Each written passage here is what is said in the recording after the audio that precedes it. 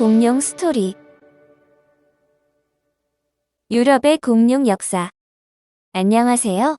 이번 시간엔 유럽에서 공룡 연구가 어떻게 시작됐는지 알아볼게요. 유럽에는 용에 대한 전설이 많아요.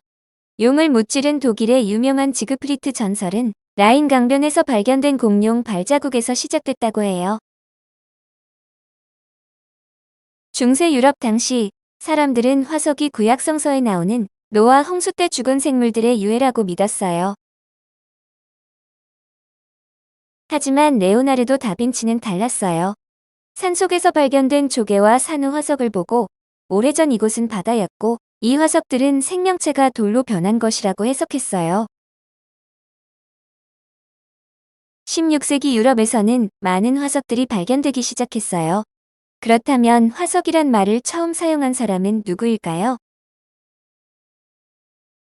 화석이라는 말을 처음 사용한 사람은 게오르기우스 아그리콜라라는 독일 학자였어요.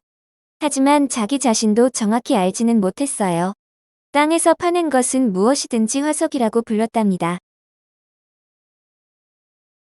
17세기가 되면 화석 발견과 연구의 흐름이 유럽 대륙에서 영국으로 넘어가게 되어 영국이 공룡 연구를 주도하게 된 거예요.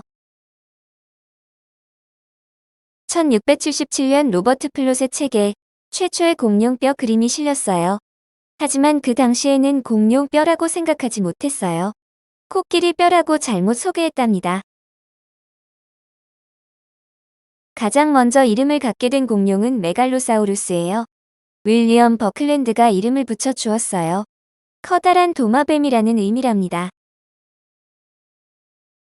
의사였던 멘텔은 엄청나게 큰 화석 이빨을 발견했어요. 처음에는 어느 동물 이빨인지 알 수 없었지요. 나중에 런던 헌터리언 박물관에 전시된 이구아나의 이빨과 매우 비슷하다는 것을 알게 되었고 이구아노돈이란 이름을 붙여 주었답니다. 메리 애니는 여성이에요. 아버지가 죽은 후 가족을 부양하기 위해 화석을 수집했어요. 그녀는 세계 최초의 수장용 이티오사우루스와 플래시오사우루스의 화석, 그리고 영국 최초의 익룡 화석 등을 발견했답니다. 리처드 오어는 공룡이라는 이름을 처음 사용한 사람이에요. 그는 당시 발견된 거대한 화석들을 보고 디노사우리아, 즉 무서운 도마뱀이라는 이름을 붙여주었답니다. 공룡은 디노사우리아를 우리말로 번역한 거예요. 공룡을 분류하는 가장 중요한 기준은 엉덩이뼈, 즉 골반이에요. 오원의 제자였던 해리 실리가 정한 기준이랍니다. 실리는 도마뱀과 비슷한 골반을 가진 용반류와 새와 비슷한 골반을 가진 조반류 공룡 둘로 구분했어요. 19세기가 되면 프랑스, 독일, 벨기에 등 유럽 대륙에서도 공룡 화석 발굴과 연구가 활발해져요. 유럽 대륙이 분발했답니다. 최초의 공룡 알은 프랑스 장 자크프의 시신부에 의해 처음 발견됐어요.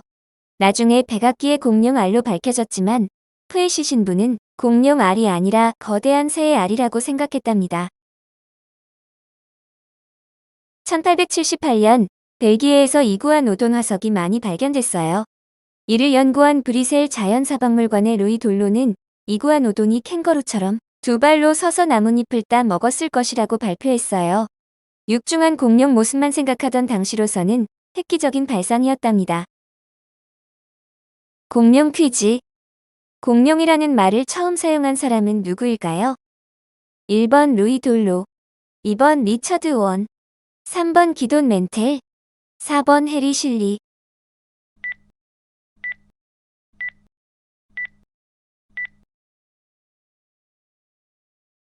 정답은 리처드 오원이에요.